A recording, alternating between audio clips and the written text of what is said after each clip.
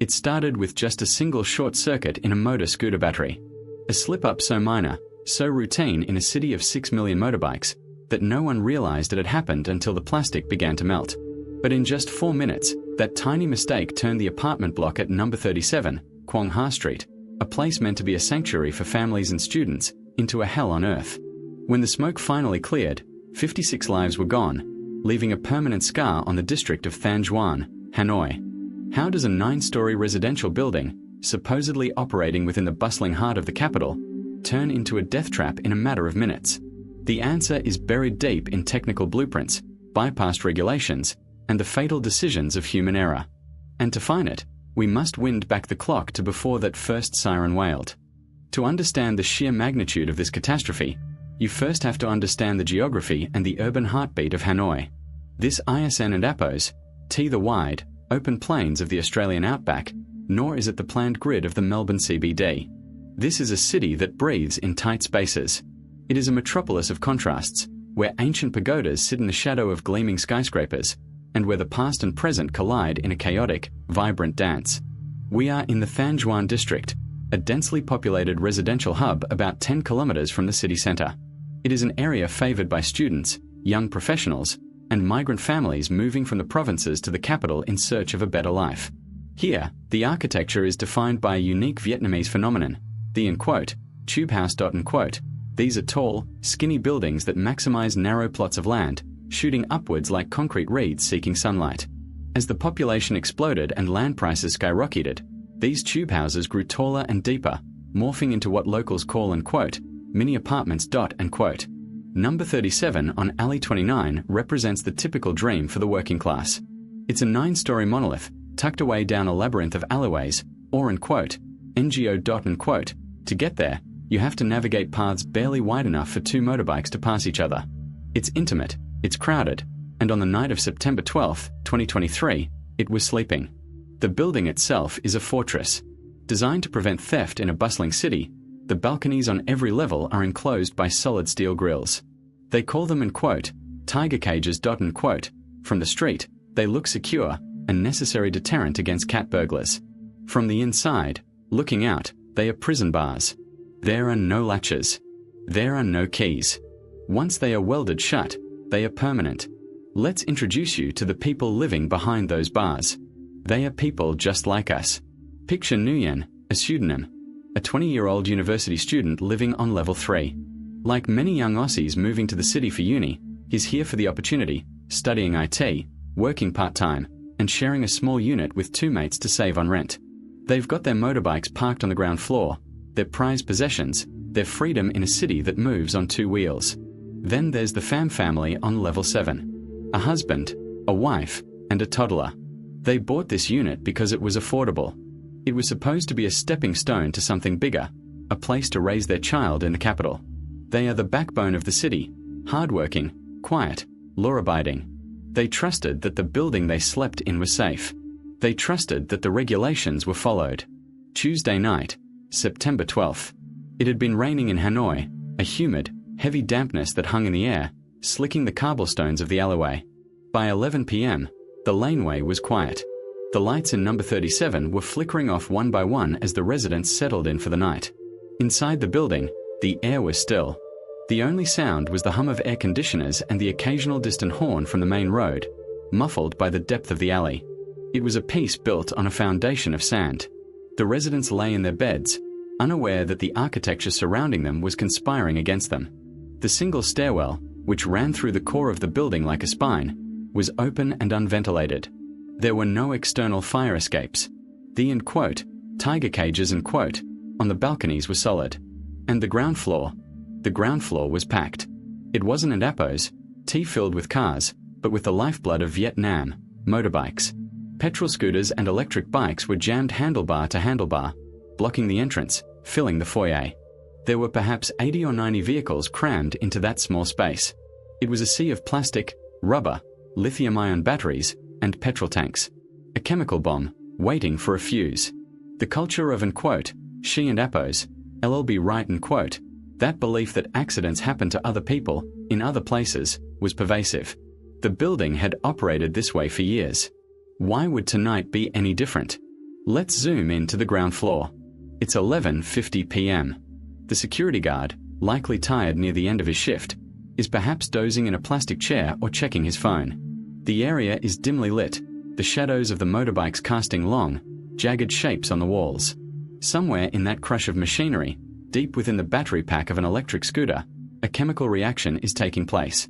It wasn't an an explosion, not at first. It was a thermal runaway.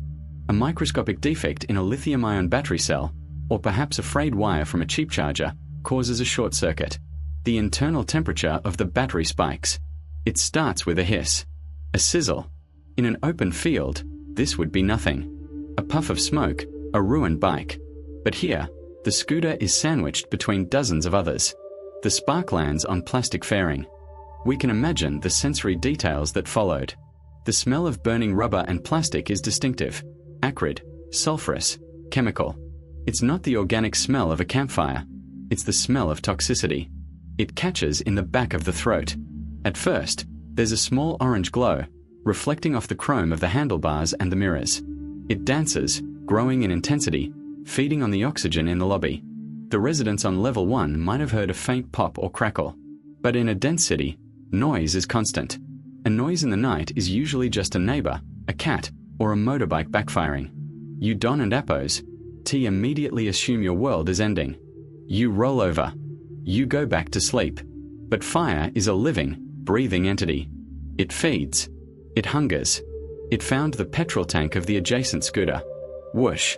The first real explosion wasn't and appos. Loud enough to wake the whole block, but it was enough to wake the guard. He jumps up. He grabs a handheld dry powder extinguisher. But he is facing a wall of flame fueled by petrol and battery acid. It's like trying to stop a tidal wave with a bucket. The heat pushes him back.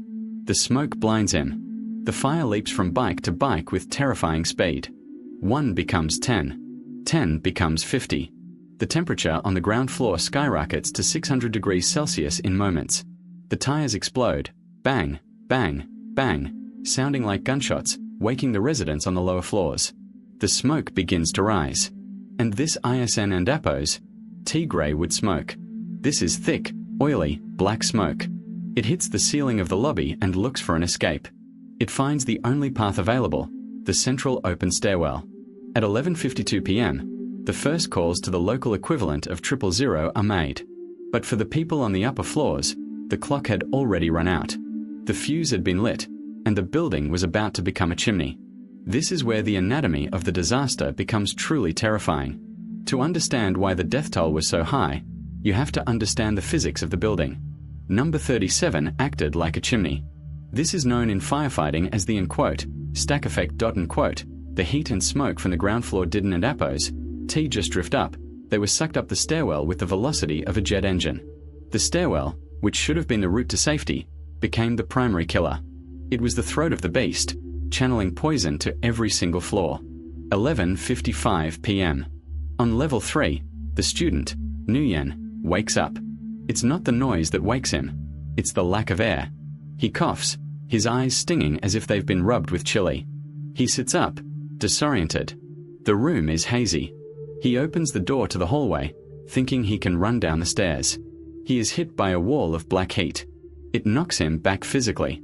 The stairwell is pitch black, filled with screaming and the roar of the fire below.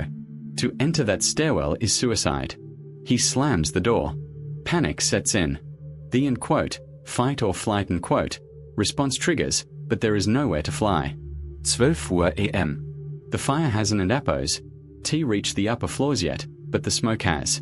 This smoke is laden with carbon monoxide and hydrogen cyanide. Carbon monoxide puts you to sleep. Hydrogen cyanide stops your cells from using oxygen. 1 or 2 breaths can render a grown man unconscious. Families are waking up in terror. Parents are grabbing their children. The lights cut out as the main power board melts on the ground floor. Now, they are in total darkness, navigating a familiar home that has turned into an alien, hostile landscape. The instinct is to go up, to get away from the heat. People from the middle floors rush to the rooftop. But the smoke is faster. The door to the roof is locked or jammed with the pressure of the smoke. A pile-up begins at the top of the stairs. People are collapsing over one another, clawing for air that ISN and appos, T there. On level 7, the Pham family is trapped. The smoke is seeping under their door, turning the air in their apartment into poison. They retreat to the balcony, the only source of fresh air. They rush to the sliding glass door, slide it open, and gasp for the night air. But then they hit the barrier. The tiger cage. Thick steel bars, welded solid to the concrete. Designed to keep thieves out, tonight they are keeping the family in. They scream for help. They wave their phone lights. Below them, they can see the glow of the fire reflecting on the wet pavement of the alley. They can hear the sirens approaching. But they are trapped in a cage of their own making. The irony is sickening. The very thing meant to protect their property is now costing them their lives. The bottleneck. Outside, the first fire trucks arrive. The Furies are ready to go. They are trained professionals. But they hit a nightmare scenario. The alleyway leading to number 37 is too narrow. It's a winding path, barely 2.5 meters wide in some spots. The massive fire trucks, carrying the water and the ladders, cannot get through. They have to park 400 meters away on the main road. Imagine the frustration. The Furies can see the smoke. They can hear the screams of people trapped in the tiger cages. But they have to physically run the hoses, length by length, down a winding, dark alleyway. They are dragging hundreds of kilos of equipment. Every second lost is a lungful of smoke for the victims. Inside the building, the heat is conducting through the floor slabs. It is melting the plastic insulation on the electrical wires in the walls. The building is cooking from the inside out. Some residents, driven to madness by the heat and the smoke, make the impossible choice. They look through the bars of the tiger cages. Some manage to find a small gap or break a hinge with brute force born of adrenaline. They look down. 9 stories. It's a drop that will likely kill them. In the darkness, bodies begin to fall. Desperation forces them to jump, aiming for the corrugated iron roofs of the neighboring houses. The sound of impacts on the metal roofs echoes through the night, a sickening thud that haunts the witnesses below. The noise is a cacophony of terror, the roar of the fire consuming the motorbikes, the shattering of glass, the screaming of trapped families, and the distant, impotent wail of sirens that cannot get close enough. 4:45 minutes, number 37 is not an apartment block. It is a vertical coffin. Yet, even in the depths of hell, the Australian spirit of mateship or its Vietnamese equivalent, Tin Lang Gia Zom, neighborly love, shines through. The darkness was pierced by acts of incredible bravery. Let's go back to level 5. A young man, let's call him Trung, realizes the stairs are death. He remembers a survival documentary he watched years ago. He keeps his head. He wets a towel in the bathroom sink. He jams wet rags under the door to block the smoke. He drags his girlfriend into the bathroom and turns on the shower. They lay flat on the floor, breathing through the wet cloth. The water creates a seal. The wet cloth filters the cyanide. They wait in the dark, water cascading over them, holding hands, listening to the chaos outside, waiting to live or die. They survived because of that quick thinking. On the street, the neighbours Don and Appos, T just stand and watch. They become first responders. A delivery driver named Don, just finishing his shift, sees the smoke. He doesn't and Appos, T drive away. He runs toward the building. He scales the wall of an adjacent house, risking his own life on the slippery tiles. He stands on a precarious ledge, holding a sledgehammer he grabbed from a nearby construction site. He starts smashing the concrete and steel of the tiger cages on the lower floors. Clang, clang, clang. The sound rings out against the roar of the fire. He breaks a hole. A hand reaches out. Then a child. He pulls them through. He passes them down to others waiting below. He saves one, then another. He swallows smoke. He cuts his hands on the jagged metal, but he doesn't and Appos, T stop. He is a hero in a motorbike helmet, doing what the fire trucks couldn't and Appos, T do yet. Inside, the phone networks are jammed, but some messages get through. These are the digital footprints of the tragedy.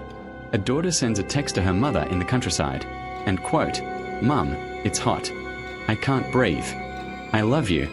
Please take care of Dad." A father records a voice message for his brother, and "Take care of my son if we Don and Appos, T make it. The smoke is everywhere. We are trapped." These are not the screams of panic anymore. They are the quiet resignations of people fading away. They are the final testaments of love in the face of death. The firefighters, having finally laid the hoses, charge into the building. They are carrying oxygen tanks and axes. They aren't and appos, fighting a fire in a moor. They are fighting for souls. They climb the stairs that killed so many. They step over the bodies of those who tried to run and failed. They breach the doors. They find families huddled in corners, embracing each other. Some are gone. Some are barely clinging to life, their faces blackened by soot. A firefighter carries a child down 9 flights of stairs, his own mask fogged with sweat, ignoring the burning in his own muscles, praying the child in Apo's chest is still moving. He emerges from the smoke like a ghost, handing the child to the medics. The sun rose on September 13th over a city in shock. The rain had stopped, but the smell of wet ash and burnt plastic blanketed the neighborhood. It was a smell that would linger for weeks. Number 37 stood silent. The front of the building was blackened with soot, looking like a rotten tooth in the smile of the street. The tiger cages, once white, were stained black. The ground floor was a graveyard of machinery. Hundreds of motorbikes were reduced to steel skeletons. Their plastic flesh melted into the concrete floor. It looked like a war zone. The investigation, a massive operation involving forensic police and fire experts, began immediately.